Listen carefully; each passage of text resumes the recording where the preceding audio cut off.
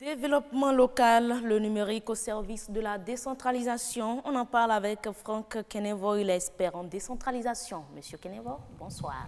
Bonsoir, chers consoeurs. Vous portez très bien? Ça va bien et je suis toujours content de venir dans vos studios. Et je remarque quand même que vous avez un joli plateau. Ça prouve que vous êtes venu, ça fait un bon moment. Voilà, c'est ça. Alors, on parle de développement local, le numérique au service de la décentralisation. Il y a une initiative aujourd'hui, une plateforme de démocratie et de reddition des comptes. Pour servir à quoi concrètement? Vous savez, lorsque en 2003, le Bénin commençait l'expérience de la décentralisation, le numérique n'était pas très développé. Alors, Pas du tout d'ailleurs. Exactement. Donc, on a remarqué que malgré tous les efforts des élus locaux, des autorités au niveau central pour permettre aux citoyens de participer, de vivre la démocratie à la base, les résultats ne sont pas à la hauteur des investissements. Donc, on s'est dit qu'aujourd'hui, le numérique est en train de révolutionner notre vie. C'est une révolution, le numérique. C'est-à-dire, de la manière dont on a eu la révolution agricole, la révolution industrielle un peu partout dans le monde, aujourd'hui, le numérique est en train d'impulser une révolution mondiale et donc tous les secteurs de la vie seront touchés. Donc, nous nous sommes dit qu'il est important de mettre le numérique au service de la ville. Si vous regardez un peu dans les lexiques au niveau international, on parle aujourd'hui de villes intelligentes, on parle de communes intelligentes et autres. Et donc, il y a une part, je vais vous donner un exemple. Si nous avions à Cotonou des feux tricolores intelligents, on n'aurait pas besoin de tous ces policiers pour réguler la circulation lorsque le trafic bascule d'un côté à un autre. Il suffisait seulement de mettre des capteurs qui vont signaler au feu intelligent que le trafic est en train de basculer d'une direction à une autre. Et donc, ça se réglerait. Donc, nous nous sommes dit qu'on peut facilement, aujourd'hui, si vous convoquez une réunion à la mairie, si vous demandez aux citoyens de venir, ils n'ont pas le temps d'aller à la mairie. Donc, il faut trouver un mécanisme pour apporter l'information dont ils ont besoin et qui sont indispensables pour leur participation à la vie de la commune. Il faut leur apporter l'information là où ils sont. Donc, ça, c'est les vertus de la démocratie numérique. Donc, ce que nous voulons faire avec l'ANCB, l'Association nationale des communes du Bénin, le ministère de la décentralisation et l'Union européenne, c'est que nous voulons mettre en place un site internet, une plateforme qui va permettre aux citoyens d'avoir toutes les informations liées à la gestion de la commune. Lorsqu'il y a un marché qui est passé, c'est sur le site.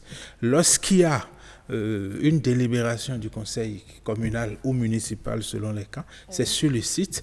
Lorsque le maire voyage, c'est sur le site.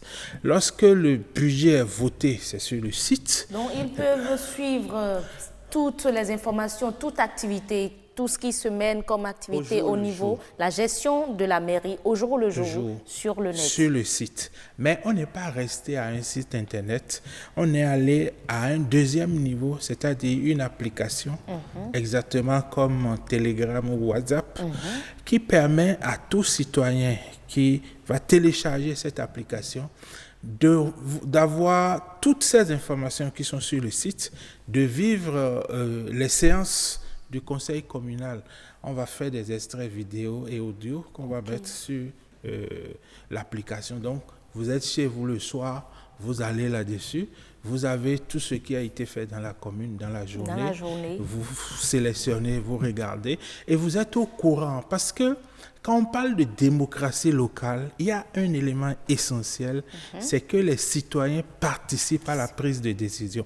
Et s'ils n'ont pas les informations qu'il faut, ils ne pourront jamais participer. Combien de citoyens va au niveau de la mairie pour vérifier uniquement des informations, si ce n'est pas pour aller faire des légalisations ou aller retirer des souches?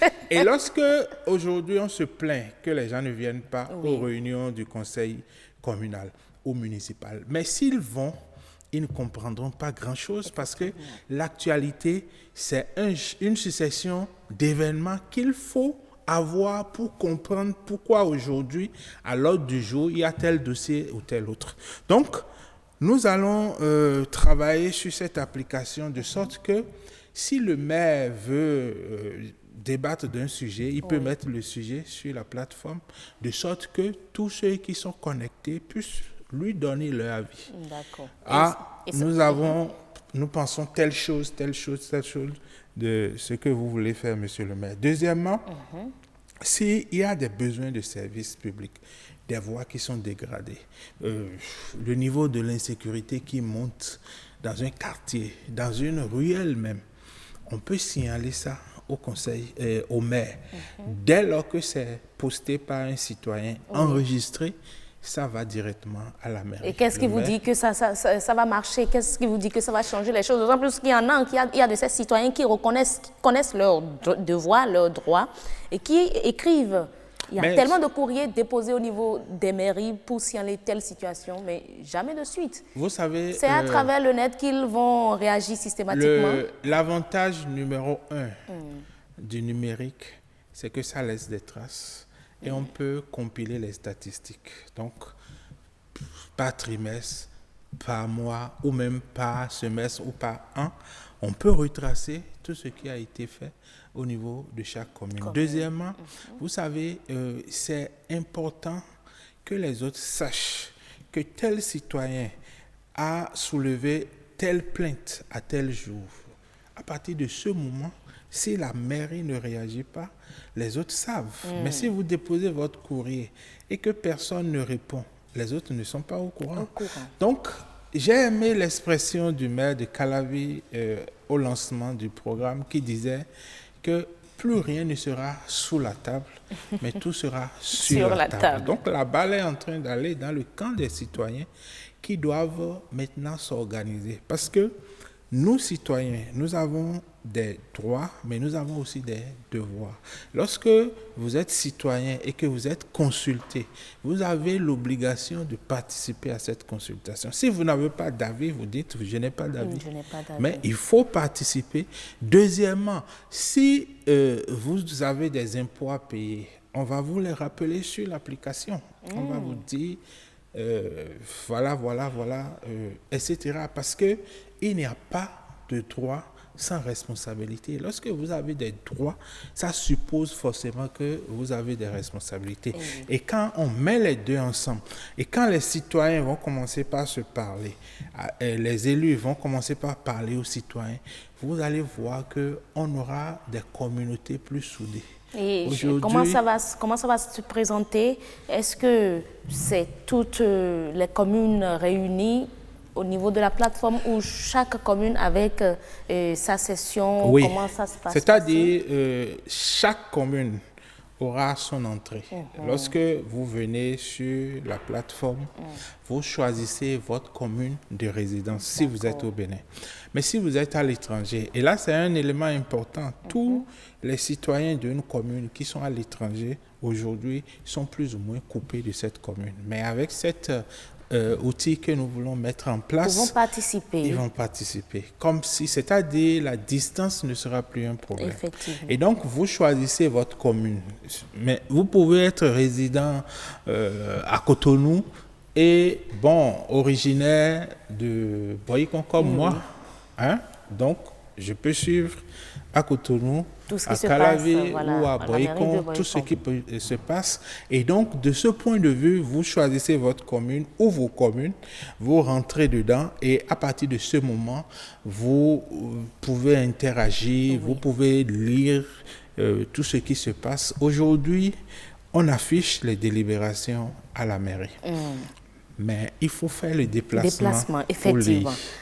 Nous voulons mettre ces délibérations assez d'avantages en tout cas à la disposition du citoyen qui est chez lui. Oui.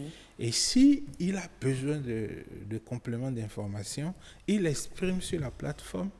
Et le projet a au niveau de chaque commune un point focal qui aura pour mission de centraliser les demandes des citoyens, D'accord. de suivre leur gestion au niveau de la mairie, mais aussi de collecter toutes les informations que génère la gestion de la ville, de la commune, de sorte que sur la plateforme, les informations soient régulièrement mises à jour et que les préoccupations des citoyens soient transmises en temps réel aux autorités. Mais aujourd'hui, c'est déjà disponible? Non. Quelles sont les communes c'est les communes de Cotonou, Abomey-Calavi et Akpo-Missérété.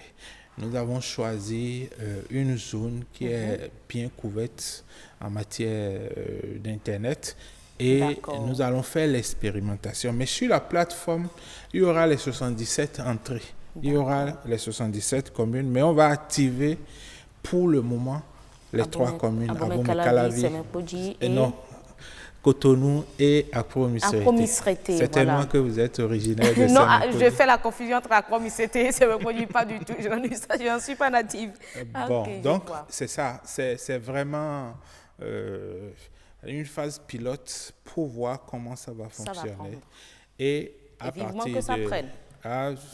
Nous allons y travailler et Dieu fera le reste. Dieu fera le reste. Merci beaucoup. Voilà. Monsieur Kenenvo, Franck Kenenvo, vous êtes expert en décentralisation et avec vous, on parlait de cette initiative, une plateforme de démocratie et de reddition des comptes.